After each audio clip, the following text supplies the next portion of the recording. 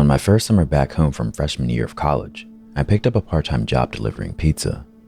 The town was roughly 30 minutes away from where I lived. The area, in rural Georgia, is known for having places that are in the middle of nowhere, and the pizza place's whole shtick was that it delivered to even the most remote areas imaginable within the town's limits. I could fill books with the weird experiences that summer, but this one blows them all out of the water. It was around 10 p.m., so it was getting fairly late. I was confident at the time that I would be sent out on no further calls since we do close at 11 p.m. However, someone barely managed to miss the cutoff time, and our clerk approved their order since they were so close. I was given the address, a single box of hot pie, and sent on my merry little way. The first red flag was the driveway, or rather, lack thereof. There was a mailbox, but no actual driveway. Not even gravel, it was just grass, and a barely distinguishable trodden pathway that resembled more of a service trail than it did something that was frequently used. I bumped along, wondering if I was even en route to the place, when I saw a slightly above average sized house come over the horizon. It was horribly dilapidated and completely surrounded by overgrown woods. I guesstimated where the rest of the driveway led and ended up parking in a grassy patch that could have been the walkway just as easily as it could have been the front yard. I aimed my headlights towards the porch, as per company policy. I walked up to the door, but I believe that calling it a door is generous. It was a door frame, alright, but the door itself was just a large slab of wood propped haphazardly against the side of the house, barely even covering the entrance. This was red flag number 2. The third and fourth red flag were also on this door. This included a sheet of printer paper with the words "around back" scribbled in all caps. It was just hanging below the place where somebody had self-engraved the door with the title Manson Family Ranch. Typically, I would never go around to the back of a house, especially a shady unlit house, and especially at night. However, it was my last job of the day, and I was ready to get it over with already and be on my way. Against my better judgment, I traipsed around to the back of the house. The door in the back was an actual door, but it was covered in both cobwebs and fresh spider webs. Clearly, this was a door that had not been used in some time. I found the cleanest area available and knocked. I counted to 45 and knocked again. There were no lights on in the house, and I could hear no movement from inside. I knocked, counted again, and repeated the sequence 3 more times before I was finally creeped out enough to just return to my car. As I turned around, I finally heard a voice coming from inside the house, clearly agitated, but I couldn't tell what they were saying. I tried to knock 1 more time, and as I was counting, I heard something in the woods behind me. It started out as just movement deep in the trees, but soon enough, I could make out distinct running footsteps coming directly towards me through the brush. As I'm standing there, coming to terms with my impending demise, I followed the direction of the noise to the edge of the woods, which is around 15 feet away from me. In the moonlight, I could clearly see a woman who stepped out. She was relatively old, maybe in her 60s, I would guess. She had long, blonde gray hair, which was tangled, matted, and hung down past her hips. She was in what looked to be originally a white nightgown, but at that time, it seemed to be dingy and closer to a beige brown. She was barefoot, with her feet covered in dirt and what had to be blood, presumably due to the fact that she had just sprinted through the prickly woods where there was no trail to be seen. I never learned her name, but I still affectionately refer to her as red flag number 5. She stopped short when she saw me and started to shake her head no, with her eyes wide. I stood there like a terrified deer in the most fucked up headlights ever. As she took a few more steps towards me, reaching out to me, finger pointed. Her voice came out way stronger than I would have expected. You know how some Southern people can either sound like loving grandmas or backwoods murderers? Well, she sounded like the latter when she drawled. "Oh no, honey, you get on out of here. I wish I could say I listened, I ran, I left, but I was so in shock at how events were playing out that my own self-preservation was put on the back burner while I tried to figure out what the hell was happening. She seemed to realize that I wasn't moving or even saying a word. She looked at me like she could have smacked the hell out of me right then and there, and proceeded to deliver red flags 6 through 12. "Darling, did you hear me? You deaf or dumb? Young girls like you come out here and then they don't get to leave." So, I finally quit being the dumb person in a horror movie when I realized that this was not a funny little ghost story.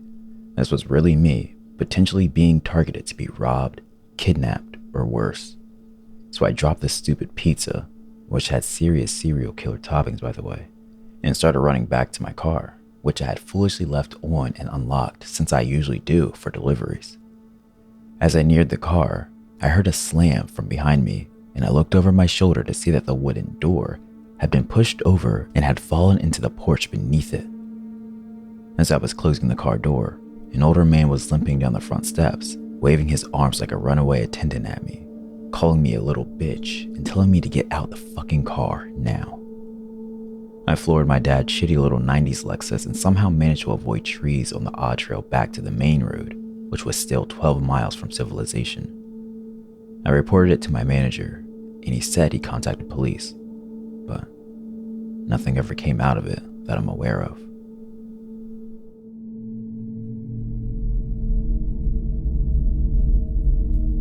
"11 missed calls from the delivery driver." This happened back in 2016, but it still gives me the creeps.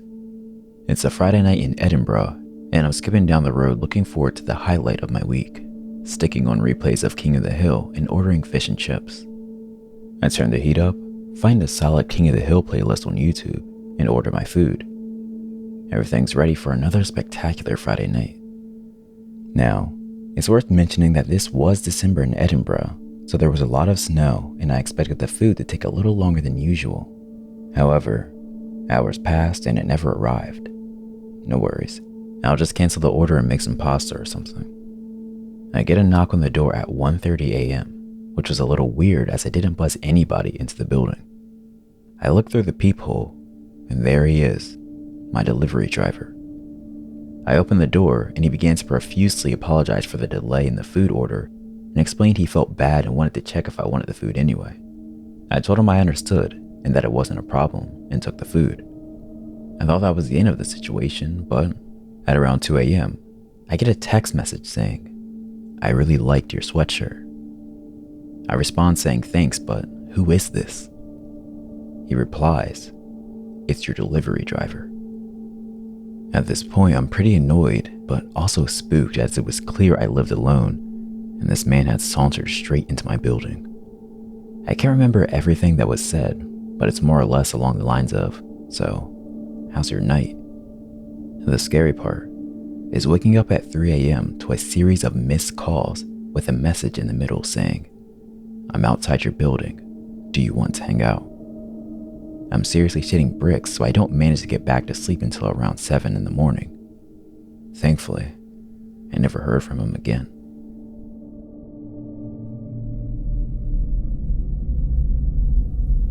He will be out soon. A few years ago, I was working at a pizza chain in my hometown as a driver. I was 27, and at the time I was a woman. I made good money delivering. I had worked at a few other places, both local and chain, in the years before, and still work as a dasher on occasion, even after this happened.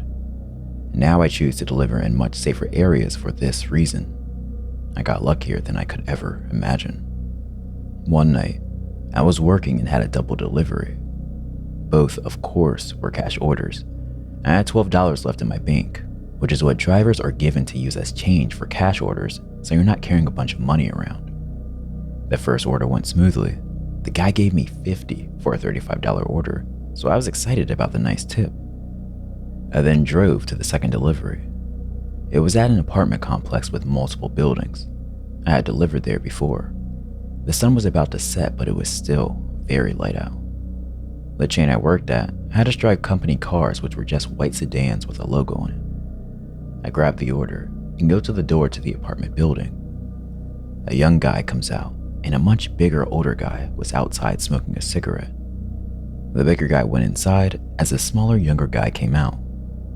He looked around nervously and asked how much he owed me. The way he was looking around just put me on edge.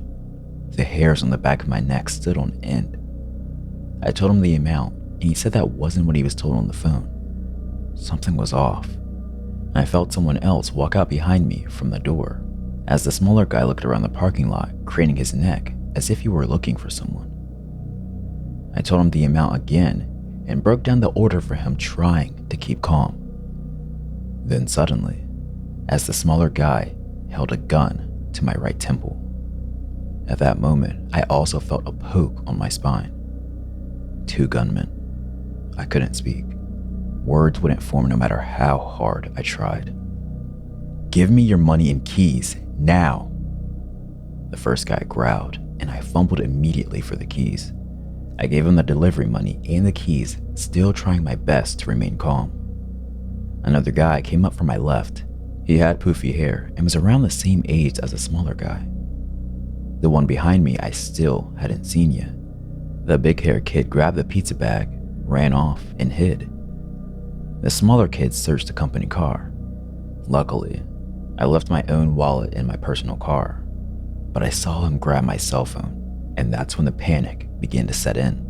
I had pictures on that phone that I hadn't backed up of my then 5-year-old son, who absolutely is my world. Please, I have pictures of my son who died on there. It's all I have of him.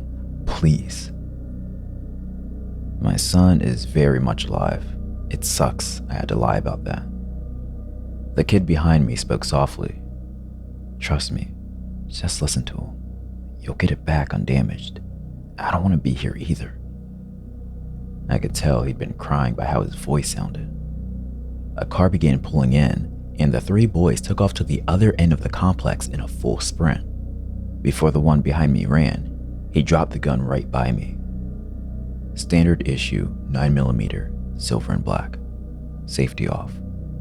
Looked completely real to me. He picked it back up and ran with the others. The car that pulled in saw me. It was a woman and her kid. Panic set in as I realized they could easily come back and do way worse to me as the sky began to darken. I collapsed. They had taken the company car keys, all the money, the pizza, and worst of all, my phone. The woman ran up to me and asked if I was alright. She took me into her apartment in the next building over and locked the door. I was shaking so hard I couldn't even hold her phone to talk to the police, who I assumed was her boyfriend, helped me call. I spoke to the operator and told them everything. I'm colorblind, so thank God these guys were obviously wearing all black and white clothes. I had a full description of 2 of them. The woman who helped me was going to be late for work, but she still stayed with me until I was off the phone and cops had shown up. She was harsh and blunt with the operator, but I'll never forget this woman's utter kindness to me and her boyfriends. Cops showed up and contacted my store, and the manager brought out the spare keys for me to drive the car back. After dealing with the cops, I drove back and was greeted by crying and beyond worried coworkers. All of them were terrified that I was hurt, and it meant a lot to me how much they cared. I filed the proper paperwork and was told by the owner to take the rest of the night off to take care of myself. He gave me a hug. He was, to this day, one of the best bosses I ever had. What I didn't know was I was in for a very long night. I called my best friend from the store phone before I left to ask him where he was. We usually meet up for drinks after work, and he was right around the corner. His dad was a District 4 cop in my city at the time, the same district that this happened in. He told me his dad had given him a heads up, and he had 2 shots waiting for me to calm my nerves. After the shots, we began playing pool when his dad called his phone and asked if I was with him yet. He said yeah, and handed me the phone. His dad asked if I can come to the station, and I was honest and told him I had a couple of shots, so he sent out a squad car to get me since it wasn't that far away. We get to the station, they had suspects in custody, and I was needed to identify them. 3 boys and a driver. They had been caught less than 20 minutes after the robbery, speeding. The bolo had already gone out and they matched the description. They had used the money to buy weed and gas, then took off. They had at least 15 stolen phones on them. The police told me to grab my phone only, so I did. They asked me to unlock it and I complied. I told the police every detail yet again. I told them that the guy behind me was quite obviously pressured into this and to show mercy. He was the one with the white shirt. The police went wide-eyed and told me that he was the one doing all the talking. The other 3 denied involvement. And that's when I found out about the 4th guy, the driver. We found out later he was completely unaware of the robbery and was just picking up his friends, so he was never charged. The boy who was behind me and the one who grabbed the pizza were 15 and 16, and they both got 6 months of house arrest. But the other guy, the smaller kid who put the gun to my temple, did this all on his 18th birthday. In the courtroom, he made fun of me and was laughing at me. I started panicking when I saw him. The judge scolded him for his behavior, and he just glared at me with a Joker-like grin. All I could see was hatred. This kid will commit more crimes, and I have no doubt he will eventually end someone's life. You can see how cold he is just by looking in his eyes. I asked to remain anonymous in case he ever got out, and I'm so glad I did, because today, I got a letter from the state. He's getting out early due to overcrowding. Not good behavior, overcrowding.